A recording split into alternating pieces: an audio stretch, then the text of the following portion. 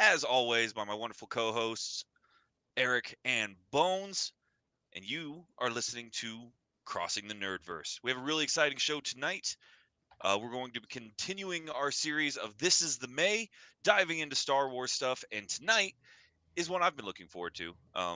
This is one of my favorite segments we always do during these series, and that's speculation and exploration week. We're going to be covering a vast array of content, diving into Star Wars in the form of upcoming works and projects in television, movies, video games, everything we can, and we're going to try to plumb the reaches and the far out setup of all the Star Wars stuff that is coming out soon so that you become aware of it. Now, on Uh, that note, on that note, appreciate everybody interacting with some of our videos. I know I was lax on content.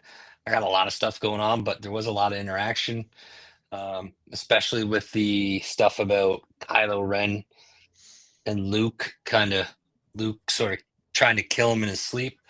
It was great to see that interaction, man. It's nice to nobody got really snippy with each other. There was a couple comments, but for the most part, it was pretty civil.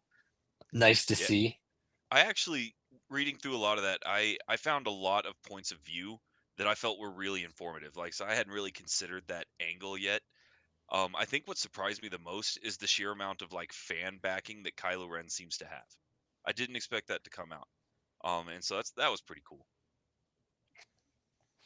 I mean, he's an interesting character. He's kind of like a dorkier Anakin in a sense, Yeah. Yeah, I can get behind that. basically. All right, guys. So So that we was are nice to see. we are going to be covering a whole bunch of stuff. And like I said before, comic books, video games, movies, TV shows, anything we get our hold of. Um, Maybe even some Lego stuff. Who knows? um, Well, actually, I mean, there is some new Lego stuff I think coming out, yeah, some new Star Wars related stuff. it's on my list. So, as always, guys, I'm going to give you our very favorite moment when we're dealing with Star Wars stuff through this is May, and that's the fact that we are dealing with a complicated, ever-changing, and ever-evolving series of canons. We are going to be doing our best to avoid anything related to hard canon or us saying like this is definitely the way, unless we can look at something that tells us that that's the case. Normally, this would be the spot where I tell everybody, "Hey, we're going to try to avoid spoilers as much as we possibly can," but a lot of the stuff going on tonight hasn't come out yet, so We don't spoilers know. is all we're talking about, and we don't know if we're right. So, But in some nerdy news right now, um, if I'm not mistaken, Star Wars Battlefield is blown up. Um, it's gotten a lot of people involved in it. Kind of making a bit of a comeback. I've seen a lot more videos and clips of people playing it again. That's kind of cool to see. I don't know if we'll ever get another one. I think it's going to just be where it is, and that's going to kind of be it because I think they're trying to move on to newer and different sort of projects, like another open world one. So I don't think we're going to get anything in that realm again. And also, Helldivers 2 new expansion came out. Um, the big game update. is blowing back up again. We are losing Super Earth currently. We've already lost Mars. So that's just kind of how it goes. Yeah, Do your part, honestly, kill a bug. do your part. Super Earth is being invaded by the Illuminids, and we need you. We have Illuminid touchdowns in Europe and North America, and we need you to stop it. Democracy demands. I actually had a little bit of nerdy news again, not Star Wars related specifically. I know this is the May and everything, but as far as the unplugged side of things go, we did just have Daggerheart from Darrington Press release for Tabletop RPG. It is catching a lot of attention. Absolutely fantastic. Very whimsical fantasy RPG dealing with some very real stuff with some really cool mechanics using hope and fear. And so if you're looking for something a little more Redwall, a little more whimsy in your fantasy, check out Daggerheart. Bring it to you and your table's attention. I think it really could be the game for you. Daring to Press, good stuff. Yeah, I think that would be good. I wanted to point out something that y'all might not be aware of. For the second year, they will be having the Warhammer Academic Conference in September. and they will be presenting on topics What? like the ethical implications of the Imperium's war with chaos and the inverted meaning of order. So I think that's going to be Ooh. pretty exciting. I wish I could go. It's in like, I think it's in Where's it be? Germany, Yeah, I was like, where's it being housed? Because Germany, like What? Denmark or something like that. yeah, I wish I could go maybe one of these days. They're trying to, oh, like, this is the second year they're trying to make it an ongoing thing. And I think that it's amazing that I agree. you have people that are so nerdy that they really are like dissecting this universe in philosophical arguments. I'm not gonna lie, that is definitely on my bucket list of things that I wish I could nerd out to because I want to go to that conference. I want to hear that being debated and dissected. Oh, that would be so cool. And Anybody other than me sign up for Final Fantasy? The card release, pre-release is out. Oh, the pre-release? No, I didn't sign up for the pre-release. I will admit that I have been looking at some of the I guess they're spoilers, card reveals. For the Final Fantasy set, it is catching a lot of attention. There's some fantastic stuff. I think that they made some very, how do I put this, interesting decisions with some of their card designs. yeah, we could talk about this for the Final Fantasy stuff. We can talk about this next month. We have Absolutely. Oh one yeah, I episode was that we're just going to be talking about curious that. because the But the I did pre-release not is out. I did not sign up for the pre-release either. I'm not a pre-release person. I will see if I can grab some stuff from my LCS when it comes out. I'm actually going to probably take the third off, that Friday off, and drive around and see what I can find. Yeah, that's kind of my plan too. I'm going to hit some of my LGS stuff that's in my area and see what I can find. I don't know if I'm going to dive real hard on it, Yeah. but there is a few that I want to get just for because I have to have them because I was Final Fantasy VII fan. I have to have certain stuff. So I don't know. They might end up in a shadow box on my wall more than in a deck. Yeah, I mean I have the Junji Ito art card from Phyrexia Obi One, that set. Absolutely. I got that, and I just got that just because I love Junji Ito's art and I love his manga, and I was like, he did a card, Yeah, I'm fucking getting it, and it's, I don't know, around here somewhere, sitting on it's a around. shelf. All right, so let's go ahead and dive into it. So everybody already knows we're dealing with speculation tonight. Nothing you hear, unless stated specifically otherwise, is set in stone. Nothing's really known about a lot of these projects. We're just going to go exploring and see what's out in the brush. So I'm wanted to open up with a little bit of discourse. We already had I guess you could call it a roadmap, an in development kind of thing that was released that talked about a whole bunch of different works that were supposed to be coming up for Star Wars, specifically in television and movies. And this is where we had things like Andor and Maul were talked about, Ahsoka, the Lando Calrissian. Um, it's a series, right? Not a movie. Yeah, I think it's a series. And so there's a whole bunch that already we have access to a whole bunch of that. Obviously, Andor season 2, I think just wrapped up or is just about to wrap up. I've not finished it yet myself. Um, there are several other series like the Droid series and things like Skeleton Crew, obviously that has already come out. That was on this kind of roadmap. And I think I'm just going to start with the one that I'm most excited about. I know we kind of wanted to steer away from just movies and television a little bit, but Taika Waititi's Starfighter film is the one I wanted to open with. It's still slotted for a May release in 2027. Um, it says so. I'm getting some conflict stuff. Why I wanted to bring it up first. So when I started looking into the roadmap, Starfighter is slotted to be directed by Sean Levy. Yeah. And then when you start looking into Taika Waititi's Star Wars stuff, it's a standalone movie that is not part of any of the Skywalker saga or any of that kind of stuff. And it's supposed to be set in the very early days of the Jedi Order. Now, Starfighter, I think, is going to be pretty awesome. I think that just sounds really good. It's supposed to have it's got a really famous lead on it if I remember Ryan correctly. Gosling. Yeah, Yeah. Ryan Gosling as lead in it. I think it looks cool. As far as the new stuff coming up for television and movies, what is some of the stories that y'all would be excited about? Maybe not even specifically, just like, man, it'd be really cool if they did a smuggling on Coruscant TV show or whatever. Because with Sean Levy's Starfighter, we get an in-depth look at pilots in the Star Wars universe, which y'all know me. I like my ships. I like my pilot stuff.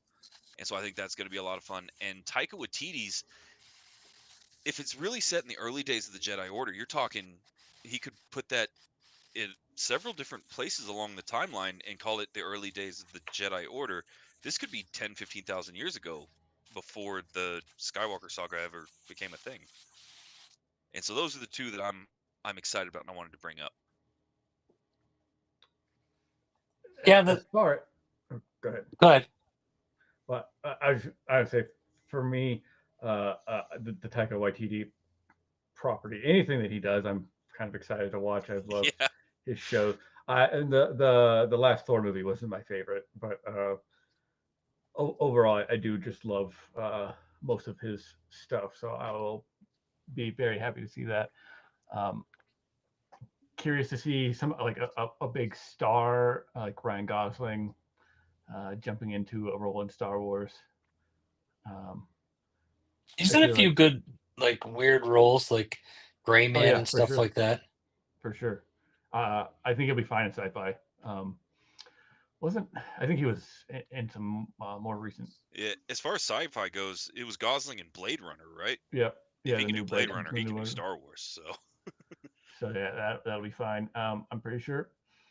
What I want to see, well, first of all, I'm very excited about the Darth Maul animated series. uh-huh. I feel like more Maul, more better. More Maul, more better. Yeah. That's confirmed, and I'm excited about that. I would love to see though more bounty hunter stuff. I know we're getting like in the Visions season 3, we're getting a Tales of the Bounty Hunter episode. I would love a Tales of the Bounty Hunters series. Like that would be lovely to me. Absolutely. Well, and we have the 2026 release of Mandalorian and Grogu, continuing Din Djarin's kind of exploits, Yeah, and there's so another that'll movie scratch the itch a too. little bit. But Who was somebody was making Mandoverse? Dave Filoni, yeah. New Republic Mandoverse movie see, I think in that could be development. cool. So when you bring up the bounty hunter stuff, so the Mandalorian, all those series, and all that kind of stuff, and the new Mandalorian and Grogu, if I remember right, is supposed to be a big screen, right? It's supposed to be a movie. Yeah, it's a movie. Season 4 is a movie instead of the show, and then they also have the verse one that's coming too, where it's Mando, Boba Fett, and Ahsoka. Yeah. So I think But that's cool. He's one of my favorite stories. I want to see something done, and I would like it to be a series actually that is about bounty hunters as a culture, right? I want to see the that's what I'm guild. saying. Yeah. I don't really care about like I mean I like the Mandalorian and I don't care about the Mandoverse. I want to see the Tales of the Bounty Hunter. I want to see Boba Fett fight fucking what's his name with the metal fucking wears Oh, the hat metal plate on his head. right, the one that did the Magnificent Cade? Seven run. Yep, Is it Cade? I think Cade is right. it is. You're talking about the like Western style bounty hunter. Yeah. Yeah.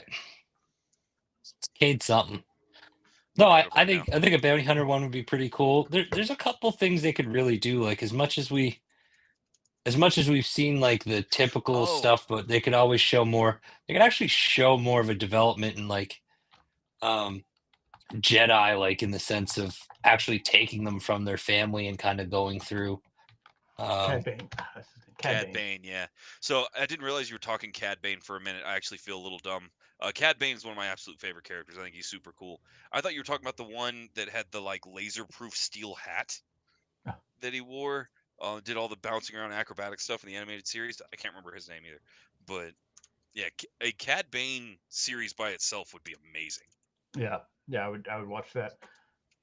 Or anything set on fucking Dathomir.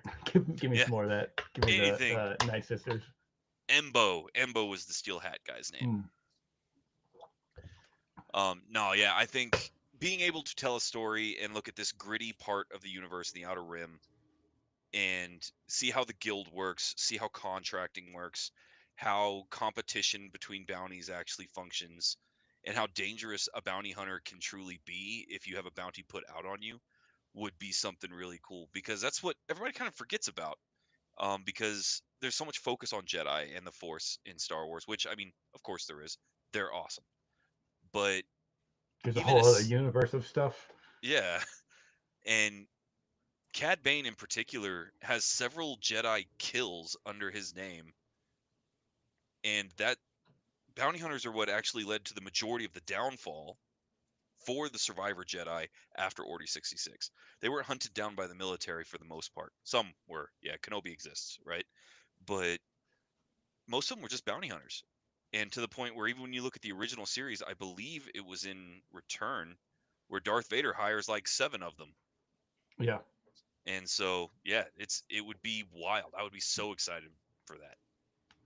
And honestly, I not only am I would be excited for that, but literally, like, I just like want to see anything that's more expanding upon races and stuff that we've seen, species of aliens that we've Absolutely. seen. There's lots of stuff in the books that we've never seen in the movies, or we've only got like a little glance in the back of the cantina, right? Like, Yeah. I'd like to see some more of these characters getting brought to the big screen, or TV series, or even animated would be fine with me.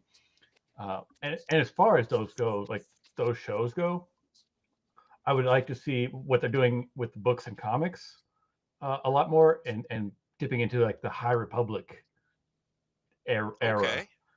Because we don't have any shows for that. We don't have, like, they're doing a bunch of comic series. There's several novels that are coming out that are High Republic related. We It'd don't be even have cool. any real video games or anything for High Republic. It's all Mhm. just Well, if I'm not mistaken, isn't this one of the Star Wars ones is um the MMORPG? That's all like High Republic era because it's got like Darth Revan and stuff. no, that's Oh, Old nice. Republic. Yeah, nice. Or Old yeah, Republic. Yeah, that's Old Republic. High Republic, you're talking. This was only a few hundred years BBY, and so it's right at the pinnacle of the Republic and the Jedi Order and bringing peace across the inner galaxy, that kind of jam. And Old Republic would be cool. Everybody loves Old Republic, right? Ever since we got Knights of the Old Republic back in the day, we had 2 video games released for Knights of the Old Republic. Star Wars: The Old Republic, the MMORPG, really expanded on the universe in some interesting canon questionable ways, which I found really cool. Um, and so doing some Old Republic stuff could be a lot of fun. But I do agree with you, Bones, that the High Republic era is just an untapped resource, right? They have the comic books, which do a fantastic job and are fan favorites. They have novels that do a fantastic job. But they don't have any movies, no TV shows, no video games, nothing to reach out to that audience that originally devoured Star Wars as, a television medium. visual content. Yeah. And so if you, man, all you have to do is 1-for-1 frame it into an animated series, and Yeah. I guarantee you it would succeed. Well, and Problem is they got a lot of live action stuff that they're working on. It seems like there's a whole lot of like different programs and different things. Like I don't even think they know what's going on anymore. Like they're still I think Rogue Squadron got squashed, but like for the longest time that was out there. And then like you said, that Taki guy or Takiti or whatever his name is, Taika like Waititi. his project doesn't even have a script yet, and they've been talking about that No. shit for years. So like there's a lot of sort of embers in the fire, as everyone likes to say, but that's why I do think they a got to lot. A slow it lot. down and figure it out. I think that's what they're doing, right? And I think that they're taking the cue from how Disney handled Marvel, and like they just turned it into a pile of not great smelling stuff. Doo doo. It's because they were just like mass producing it, like they were trying to do like they do the Oh, yeah. comics, but you can't like do other media like that, right? Like, Yeah. Well, and I honestly think that, especially with the touch on the live action thing that you said, I think they got real gun shy because ultimately the animated series like Rebels or the Clone Wars, it was fan favorite. It's well loved by the people that watched it, but it was not taken as a serious form of medium. Most people that are Star Wars fans have never bothered to watch a lot of the animated stuff, despite the fact, in my opinion, it's some of the best stories they've ever told. And I think that they got real gun shy by the fact that things like Bad Batch and Rebels did not blow everybody out of the water. And so they're like, okay, live action. People just want the live action. We'll do live action, which I think is a shame. I do think that animation is getting a more legitimate place in entertainment as like adult entertainment, especially in like recent years. Things like Arcane coming out, which was like hugely popular among Absolutely. all. Visions was really good for Star Yeah. Wars. So Visions is excellent, but I also can recognize that Vision itself is an experiment, right? They're trying the anthology style storytelling. They're seeing what people like, looking at the view rates, and ultimately, while the fans absolutely loved Visions, I know I did, it did not perform as well as the live action stuff when it came to viewership, especially on Disney Plus streaming. And so I think they're getting gun shy about the animation. As far as I'm tracking, Visions did well because it keeps getting renewed. So obviously it did better than like some of the live action because a lot of that isn't getting renewed. Like I don't think Yeah, Acolyte but didn't get renewed. I don't think whatchamacallit, the Skeleton Crew. newest one. Yeah, I don't think that's getting another fucking season. So animated's I doing okay. Yeah, and I mean Shadow Lord is animated. I do Tales of the find Underworld yeah animated. That's uh, true, the uh, actually. the oh god, Visions, the third season. So the first season they did it all straight up with a Japanese animation like partnership. In this last season, season 2, they did with like a mixture. Like they did a bunch of experimental stuff with a bunch of different countries and their animators, and then season 3 they're going back to a strictly Japanese animation studio. So Well, see, and it's I like the fact that they've been exploring with that kind of stuff. This actually falls into the larger nerdverse as a whole for me, because there is a huge debate when it comes to animation, especially amongst like anime fans and that kind of stuff, against Western animation versus Eastern animation, anime versus like what is an anime, what's a cartoon. We've done a whole episode of that here at Crossing the Nerdverse, right? And I think that collaboration is definitely the way that we need to go in the future. I think that worked really, really well when you bring in a lot of people from different skill sets and different specialties. And I kind of hope that we can resolve that before it just continues on as an extension of the console wars, right? Because we're getting to the point where the console wars are over. Like, yeah, PC1. yeah, PC one, nobody else cares. Like, there is only, you only pay for the convenience of an Xbox or a PlayStation, or you pay for the loyalty to the brand, and that's it. In fact, everybody right now that I've seen, as far as the console wars goes, is just unhappy about it. At the beginning of this episode, we talked about Helldivers 2. Everyone I know that plays that game is screaming for Xbox to get access to Helldivers 2. They don't want exclusives anymore. They don't want to stand behind their brand anymore. They want the war to end. PC one, everybody plays together, and I think we can move forward.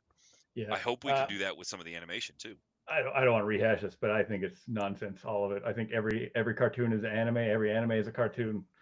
It's all fucking Oh, just animated. negativo, sir. What? Hey, do you know what they call King of the Hill in Japan?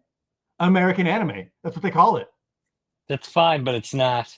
That's what it is. Anime's They made anime. If you want to say like Japanese made anime, you have to take what they say is anime as anime. They are the arbiters of anime. I have to disagree because there's no good storytelling in like cartoons. That's the difference to me. I'm gonna bring What? up Arcane one more time. That's anime. No, it's I'm not. I'm gonna To bring me, up it It's is. not. Star It's not Wars: The Japanese. Clone No, it's Wars. not Japanese. It's not anime. I'm gonna bring up Star Wars: The Clone Wars. I'm gonna bring up Star Wars Rebels. I'm gonna bring up Bad Batch. Star Wars: The Bad Batch. Amazing storytelling, diving deep into huge character development with massive arcs that tie into one another in a collaborative, creative universe between dozens of animators, artists, and writers. Yes, some of it. I Good stories, guess. but like most of it, like I don't know. There's a difference I between think you're just cartoons being and a. animated. I Man. think you're just being a gatekeeper. I think I'm everybody not that says gatekeeping. anime is a thing is just a gatekeeper. Uh, Why? I'm not stopping anyone from watching it. that's I'm not not saying what you Well, shouldn't gatekeeping is. watch it. Oh, I'm well, just and see, saying. this cycles back I'm just around saying. to the console wars, right? I remember, I don't even remember what game it was, but I remember there used to be people adamantly angry about, man, I want to say it was one of the Call of Duty games, something that jumped from exclusivity, right? It was no longer just PlayStation. people were livid. They raged because that was just a PlayStation exclusive game. Now look what it has done. Nobody wants exclusives anymore. We have evolved. And I hope that animation does the same thing.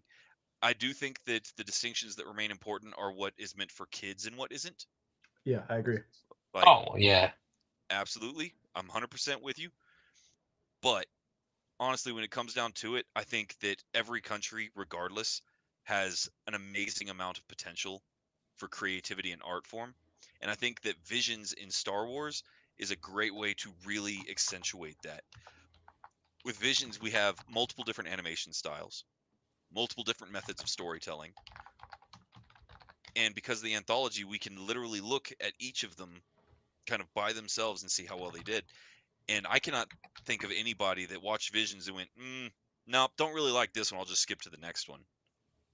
Whereas, Visions, the Visions season 1, season 3, technically full on anime. yeah, just Japanese animation.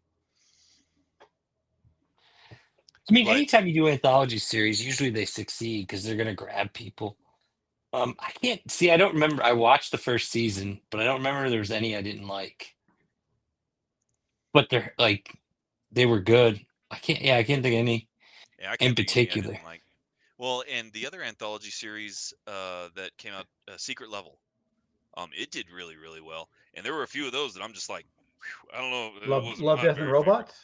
Love, Death, and Robots is amazing, right? Oh, best one was Pac-Man. They really took that one to the extreme. Pac-Man actually was super good. I'm like, what the It fuck was is That's this? why- really good. I don't know what this has to do with Pac-Man, but I fucking love it. Yeah, Let's make this a that movie. video game needs to come out. I was really happy about it. And I mean, I hate to say this, but we're talking Star Wars, but I'm going to go to 40K one more time. The 40K episode of Secret Level, I think was brilliant. It was beautiful. Loved it. I think it was one of the very few ones that showed how Space Marines actually fight. And I say that as an accentuate to bring up the way things have been versus the way they're evolving right now, right? You remember 1999 when Phantom Menace came out and how unbelievably enraged the fans were? They called all the lightsaber duels Mickey Mouse shit and couldn't stand it. That's why like the new trilogy is going to be popular. You just got to give it a few years because it's like the original three, like Phantom Menace and all them. Everybody hated those for like a Oh decade, yeah. and then they All got I heard fucking was super popular out of nowhere. Like that's the same thing that's going to happen to these fucking the newest three. Yeah, I It'll take agree. a few Yeah. years, and like they'll fucking blow up. Like Well, Hayden Christensen was like not anywhere shortly after like the fucking trilogy, and now you can't fucking throw a The coin without hitting that guy the somewhere. anger at Jar Jar Binks. yeah. People said he ruined Star Wars. Like he ruined the entire Star Wars. The entire franchise, yeah. Like literally, the guy that played Jar Jar Binks, like they basically ruined his life. Yeah. He got so much hate, death Yeah. threats. Like, Well, and I think that really they should be ashamed of that, right? yeah, And my theory on especially why it's coming back around right now, ultimately at the end of the day, regardless of the media you're consuming it from, Star Wars it's meant for kids. It's a kid's show. Always has been. And I actually remember hearing a theory way back in the day that Return of the Jedi was not well received when it came out either because of the Ewoks. They found the Ewoks too cute and cloying and whatever. Care Bears Right? who lost fucking hope. terrifying. Yeah, Care that's why. Bears who lost hope. Yeah, I actually love that. That's fantastic. It But is. I think what's going on is for me, when Phantom Menace came out, I was what 12, 13, and I saw it day one in the theaters. Loved it. Loved every second of it. When I was a kid, I mean, everybody loves the Duel of the Fates and the staff opening, right? I'm gonna have that burned into my memory until I die. But the sound of the pod racers, the pod race was amazing. Gives me goosebumps just thinking about it. Loved that scene. Didn't really mean a whole lot as far as like to the larger narrative, but I think it was one of the coolest things they'd ever done. And it's probably one of my favorite moments in Star Wars. I like the sounds of the pod racers more than I like TIE fighter screams. And it's because I was the right age when I watched that. And so now all of us are hitting 30, 40, 45 years old. And those are the ones we love, the ones we still love, and now they're popular again. And it did. It took 20 years for Hayden Christensen to get his credit for what he accomplished. and his movies have been dissected and picked apart both in a positive and negative light. And you're absolutely right. The kids that watch the sequel trilogy, despite how much I had problems with it or what I liked and didn't like about the sequel trilogy, the kids that watched it are going to love it. They're going to hold on to it. And the fans that stay there in 10 years, they're going to be talking about it the same way we're talking about the prequel trilogy right now. I And I think liked that's a all good of it. thing. All good, Yeah. except for the Luke Skywalker shit. But we should definitely get into like the more futuristic stuff. So here's what I want to see. I want to see some more adultish, late teenager style fucking Star Wars stuff. Um, that's what I would prefer to see. Like, I get it; it's got to be kid stuff, but like a lot of it does. But I would like to see something more adult themed, with the action and different things like that. Like, they could definitely do it. It's not something that would be impossible. I mean, you could even make your bounty hunter show more like Mad Max style or something like that. Um, I think there's a lot of different ways. if they ever did a Dathomir show, I think it would probably land in that realm, right? Because especially if you start hitting a target audience from like the 16 to 24 age range, where you can get a little bit more edge lord about it, and it's all good. I think that would be a lot of Even fun. some of the Sith stuff they could do, just to be a little more adultish, like the way they handle different problems and stuff like that. Like, see it from the Sith's point of view. Like, if you look, just to kind of give you an idea, they could do like they did the new Gundam show. A new Gundam show has Gundams as the villain, and like you got to watch it if you're a Gundam fan because the way Ooh, they did it was really good. You could do the same thing with Sith in a sense, like when Vader took over, is like, or when the Empire took over, you could show some shit like that with the rebels attacking and being the bad guys and stuff. Like, there's a few ways they could do it and take it and make it more adultish. see, I think you're absolutely right. You look at Andor, and obviously Andor, we're all rooting for our named protagonist there, but when you look at the lives of the other people that were serving in the Imperium, especially as you got closer to the core, you see a lot of plenty, right? You see a lot of stability. And there was a reason that such a vast amount of the population, especially towards the core, were in support of the Empire. And I think it would be real easy to kind of flip the script and be like, hey, you know what? From the point of view of Bill from accounting, the Empire was great. Right. What about video games? Are there Ooh. any that you know that are coming out? 'Cause there's a couple that are it's announced in the works, but no idea yet. Or are there any that you would like to see? So, can't think of any games in particular I'd want to see, just because they've done so much already. Like, I'd like a new open world where I can not necessarily make my character, but I'd like a mix between like Jedi Survivor and like that new game where you're a mercenary or you're a smuggler or whatever she was. Outlaw. Oh, Yeah, I'd Outlaws, like a yeah. better mix of that. Like, take the take the storytelling and stuff from Outlaws, but take the controls from Jedi Survivor. I think you could get a pretty good game if you did something like that and had a little bit more open world and character development involved and like character creation. See, Um, Jedi Survivor went kind of FromSoft about it, right? It was kind of a Souls-like game Ish. ish. kind of, but like the Okay. controls were really solid, especially compared to the first one. Like, Yeah. they made it a lot better, which is why I was surprised Outlaws controls were so kind of leaving you I don't wanting. think they're the same studio though, were they? No, I think they're different studios. I can't Yeah, imagine like. Respawn did Survivor, the two Jedi games. So this would be heavily speculative, but I do have one that I think would be a lot of really cool, and it's kind of a formula that I would like to see used in several different franchises. So me and my friends right now are on a replay of Tom Clancy's Wildlands, and we're about to roll into the next one in the series, Breakpoint. And I start thinking about the mechanics and the way that that game plays and does its story, and I start thinking about the other games that were similar, kind of like Division.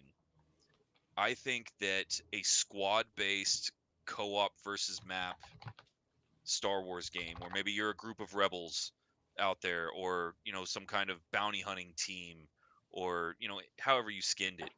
I think that would be an amazing Star Wars game.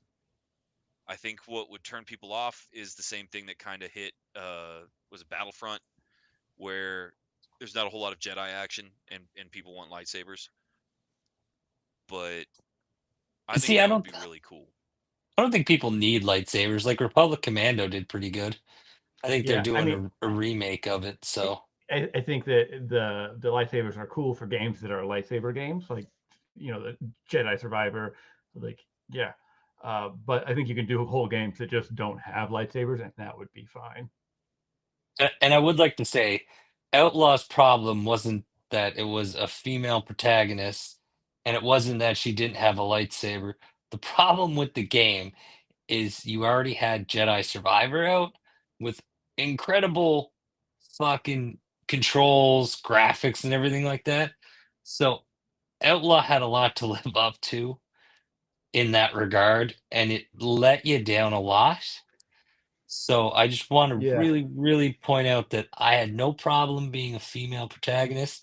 I had no problem with them making you couldn't there was no character design or anything like that. Like none of that shit bothered me whatsoever. It was just that I had Jedi Survivor. Why did I need why did I need Star Wars Outlaw? I think Because it a just lot wasn't of that great. people a lot of people have like the legitimate complaints. There's always like trolls online that are like women, Yeah. eh. But like the legitimate complaints is that it had a bad gameplay loop. It was kind of boring, and Yes. the controls were not good. Those are like the two big complaints. And But it competed directly with Jedi Star Wars or Jedi Survivor. Like yeah, it did. Yeah, it really did. The release schedule, when you look at it on paper, it doesn't look bad, right? I think there was a year in between, but people were still very heavily on Jedi Survivor, and so yeah, the competition with itself, and it came out right at the same time as there was a mobile game release that got very, very popular. Um, I cannot remember the name of it. That was kind of a gladiatorial Overwatch style game, and so But so yeah, oh man, that'd be interesting if we got like a like Marvel Rivals ooh, style Star game, but Wars. for Star Wars. That would be cool, and they got content forever to make stuff for Yeah. that. you know, uh, Um, this is another one I've been thinking about. It's niche, and I realize that it's just because I'm such an indie game guy. But there was a series of subgenre games that started coming out that included things like Pacific Drive, Space Truckers, Void Train. That I think if you did that for a crew on a Star Wars ship, would be amazing. You could pick a base model. I'm going to fly my YT 1300 because I really liked the Millennium Falcon and Han Solo. And you could customize it and fly around and do all kinds of jobs, get into space fights, and just make it a vehicle game. I would buy the shit out of that.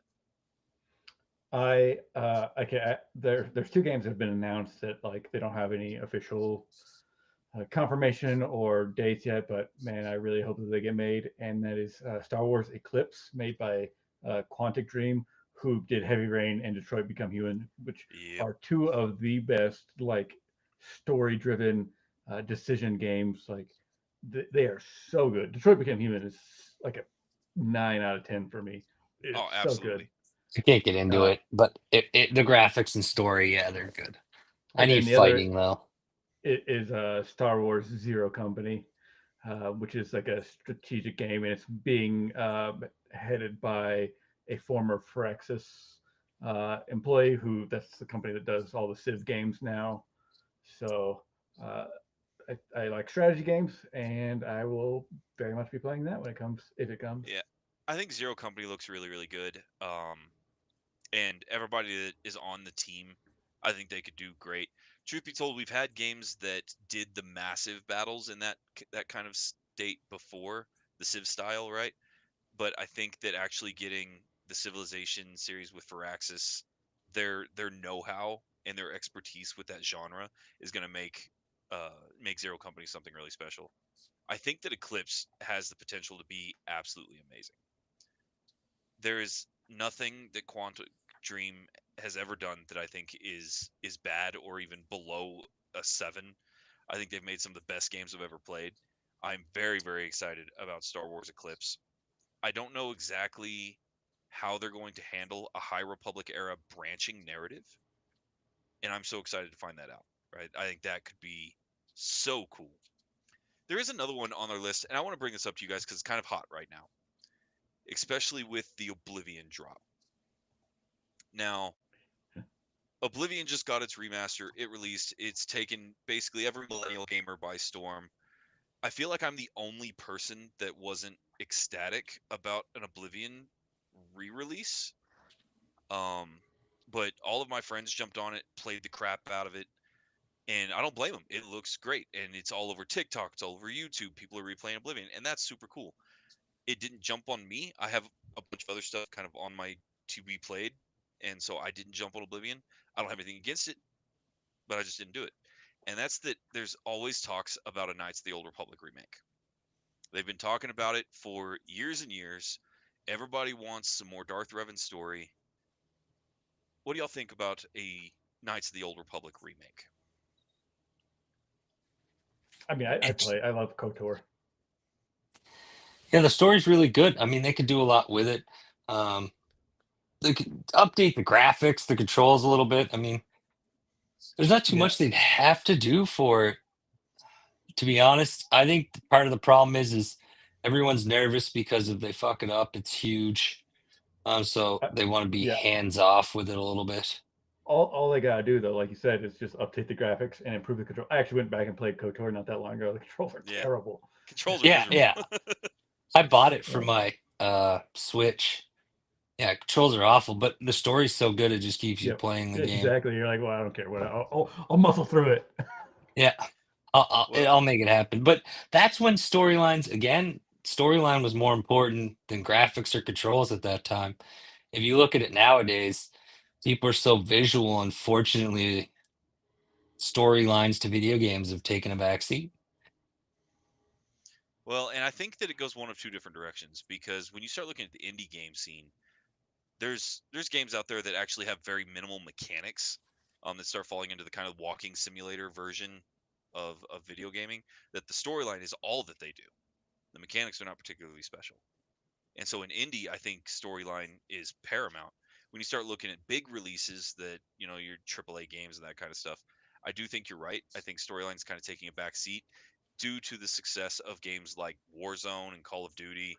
I will say that there is a limit to that, and we found it with Call of Duty because the not the last one I think, but the one before, there was like an hour-long fucking campaign, Yeah, like if that. made everybody really mad. Yeah, I think there's definitely a limit. Well, in the game floundered, but one of my favorite stories to play was Iden. What was her name? Iden Verso. Iden. She was a TIE fighter pilot in a special forces squadron in Star Wars Squadrons, and Squadrons was definitely marketed as this starship combat fighter game, kind of like Call of Duty, where you get in your ship and you do stuff, and it failed miserably.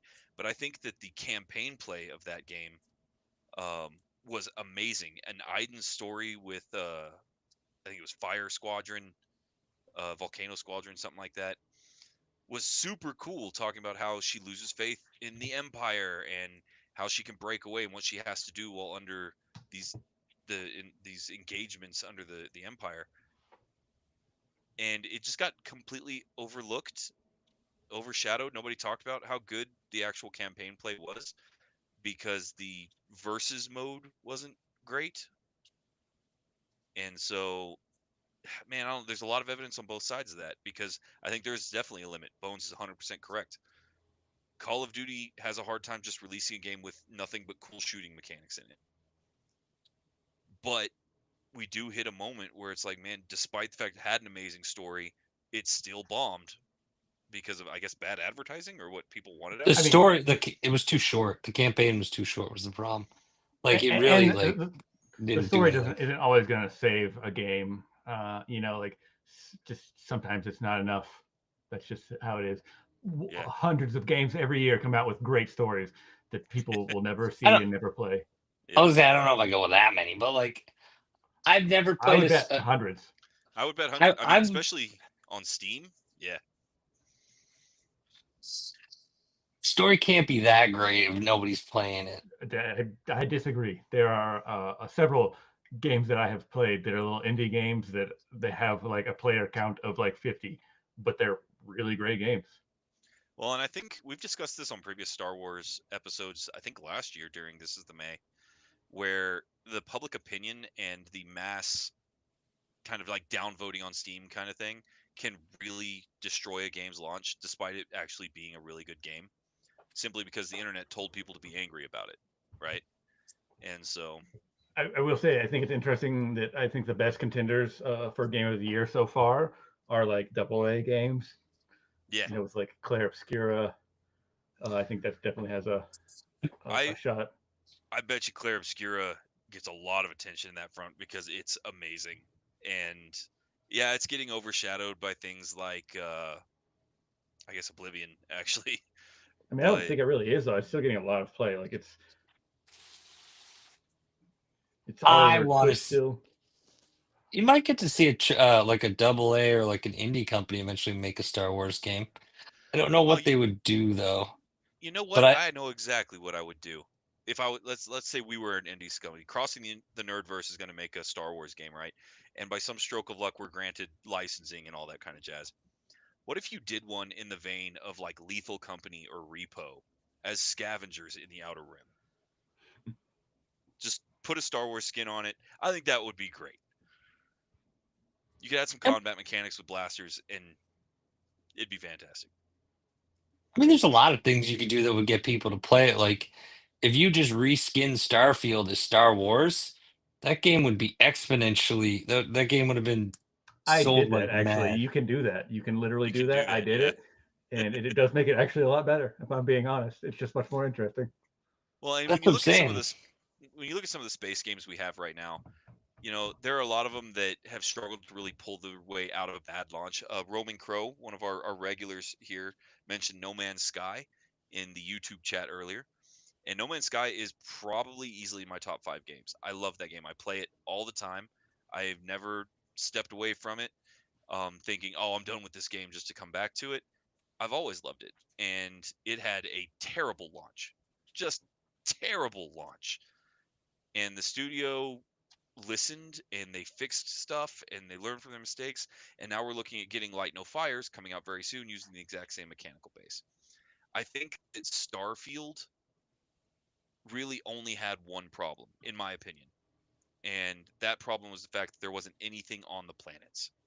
You could drive around all over a planet, not even drive around at the time, you could run around all over the planet, but there was nothing out there. There's nothing to do. You're spending 20 minutes on foot getting to the next thing. Is that more realistic? Absolutely. Is it more fun? No. I think it had a lot more problems than that. See, Yeah. Starfield actually, is. I played through Uh, it. I think the ship customization was fine. I think the character designs were great. I think it was still a Bethesda game and still had Bethesda graphics problems. Duh. Um, but storyline That's the wise, I performance issues. yeah. Without spoiling too much of the end of the game, because I encourage people to go and play it, I do think that they relied on gameplay looping a little heavily for my tastes. The game got a little grindy about 3/4 of the way through. Didn't care for that.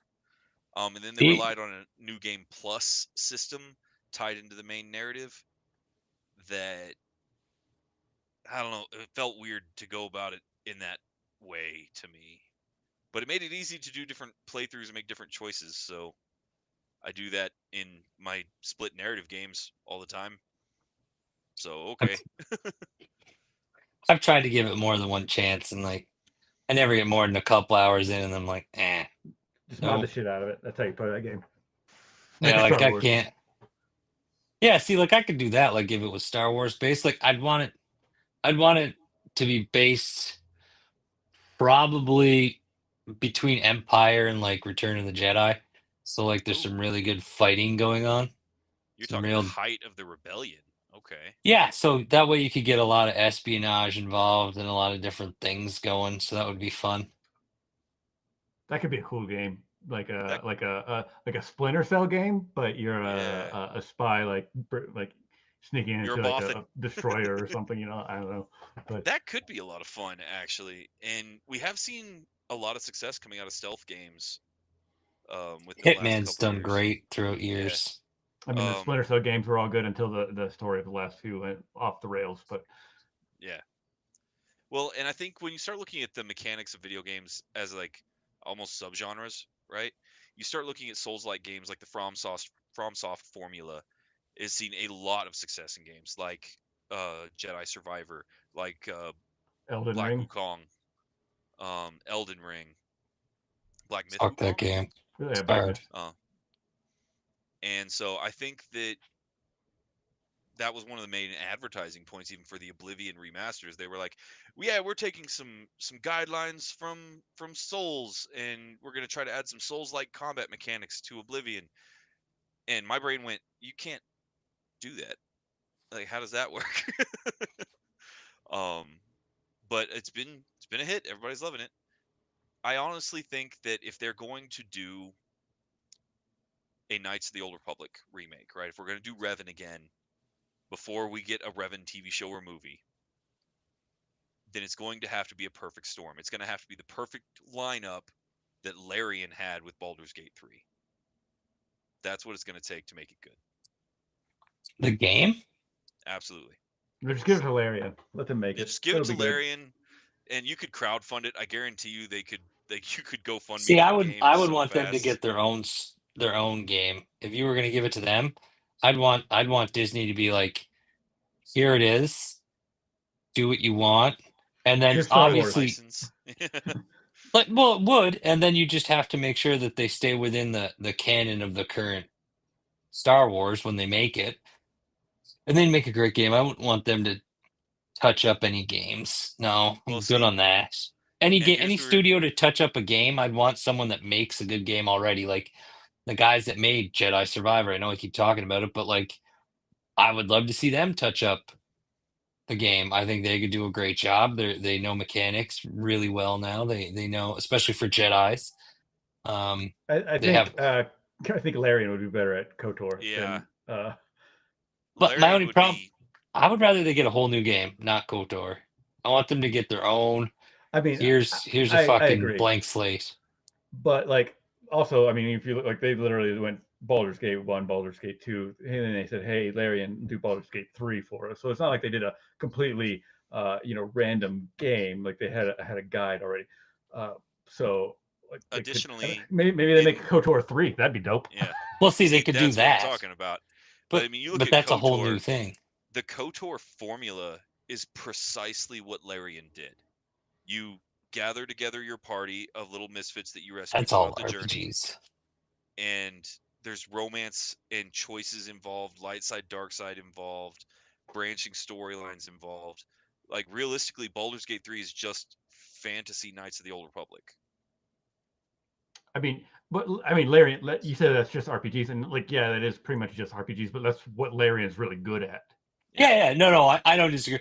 I'm just saying, like, the formula is like See, I think most RPGs is like that. Get your party together. It's a bunch of romance and then fucking killing stuff in the end. if you start looking at Respawn stuff it was Respawn that did Jedi Survivor, right? Yeah, I think so. You start looking at Respawn's specialties lie in narrative FPS. And so you're talking about They completely changing the way Knights of the Old Republic works in order to give it to that studio. Not really. I mean, when you look at Knights of the Old Republic, like it's the same concept as fucking Jedi Survivor, basically. The only difference is Knights of the Old Republic, you could stop. You could take it to turn based instead of like just fucking attacking outright the whole time. So you would KOTOR just rather, had turn based. but if they got a hold of it and turned it into something like Jedi Survivor, that's a whole new game. That's a whole different mechanical system. That's a whole like I'm trying really hard to see your point of view on here because I do think Jedi Survivor was a fantastic game. I just don't think it matches the formula that is already beloved by fans. And if you gave it to Respawn, it would just turn it into something that would not sell well. Whereas Larian would. could do the exact same thing with updated understanding of the scenario and we would get a game that would game of the year.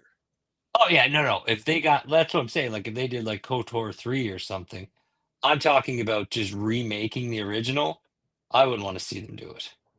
You could give it to almost anybody to redo, like to remake it. Because they remake it, they're just going to tell the exact same fucking story. Uh-huh. That's what a remake is. I mean, they're not going to do anything fancy or new with it. So like, Anyway, but yeah, the Old Republic stuff, and this is where we start. So I finally looked it up to see what Taika Waititi's setup would be. He's actually looking at setting it 25,000 years before the Battle of Yavin, and you're talking about unexplored territory at that point, right? Like we have some novels about that realm, a few comic books, and that's really about it. Just some guidelines on like how the Jedi Order came to be. Um, and when you start dealing with Old Republic stuff, Revan's kind of one of your top dogs for Old Republic content. If you start dealing with anything in the Old Republic, Revan's going to be up there. Same with kind of like Darth Vader and Anakin Skywalker in the modern era, right? If you start getting around the Battle of Yavin, Darth Vader and the Empire are going to be your primary focus. Revan was the same way. And I think that on that note, if we were going to start looking at not just new video games, but a new series of comic books, maybe to close out our episode here, I think that the Mandalorian Jedi War would be a good place to go. Yeah, that's something we haven't seen explored a lot that I think would be super good. Just for, I mean, for any media really. That would also Yeah. probably be a dope game to play. Like, Right? I think that'd be fantastic. I think it'd be a great. So I don't know if I'd do it for a TV show because that's a lot to do for a TV show. But I think there's still a large amount of fans out there that don't understand that's how the Mandalorians got a lot of their signature gear was to combat Jedi. And I think that'd be a fantastic comic book series of novels, even video they'd game. have I to think that'd be animate cool. it. We'd have to animate it. Oh yeah, You could do live action. There'd be too much.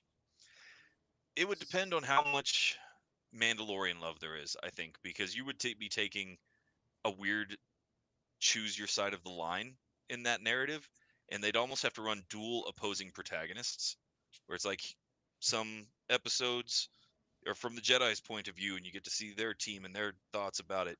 Other episodes are about the Mandalorians and what they're doing and why it's going down. I think it would definitely have to be a split protagonist game. like a fuck Game of Thrones, but Star Wars. Yeah, Star Wars, Game of Thrones. I'm about it. I'd still be into that anyway. Yeah. Well, you could do Uh, a Star Wars Game of Thrones about the crime lords, like the Black Suns and the Hutts and the Pikes, and oh, you could that would be awesome. I just want to say I think that the season of Andor is like really cool because it is going to end like literally like a few days before Rogue One, which I think Oh is yeah. an awesome thing for them to do, like to tie it into the movies, and I hope that they continue that trend. I absolutely agree. Because you could watch Andor season 1, season 2, and then Rogue One, and it's like a full story. Yeah, And that's true. instead of a question to kind of end our episode, I've got an extremely big hot take that I put on Facebook. I definitely think Yoda's race is not really a race, and Grogu was born when Yaddle died. The Force just creates it.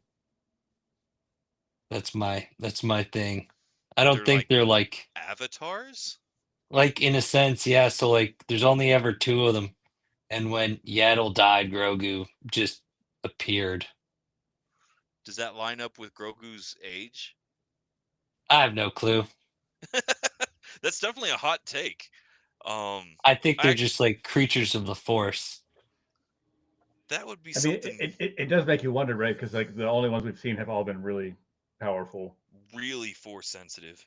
And Yeah, not just And that, but you only ever see like super small numbers, and with all of the writing and all of the everything out there, at no point has anybody touched on it.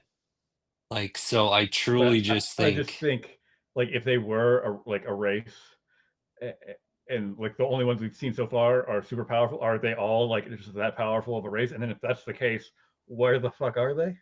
Well, that's right? it. That's my Well, other and thing. Like, we have precedent for races that evolved with the use of a force in mind. You look at the Mira Lukens, who they no longer have any kind of ocular sensory anything because they just see through the force all the time. And so the Mira Lukens we don't see in the modern era a lot, but in the Old Republic they were everywhere.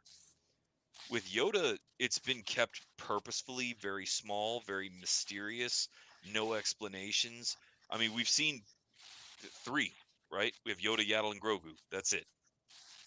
I'm But telling you, somebody, Grogu.